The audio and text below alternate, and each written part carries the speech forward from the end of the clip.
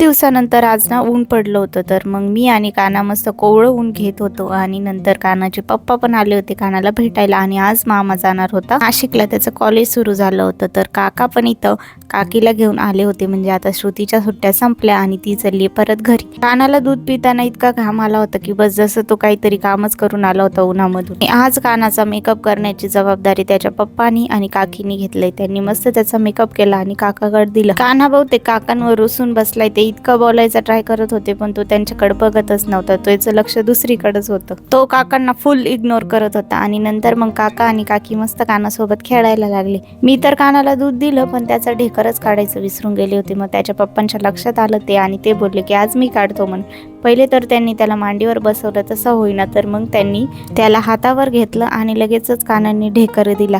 ढेकर दिल्यानंतर safe landing न झाल्याने काना थोडा रडायला लागला. मग मी त्याला शांत केलं आणि लगेच काकांना त्यांचं महत्त्वाचं काम आठवलं की रील बघायचंय म्हणून.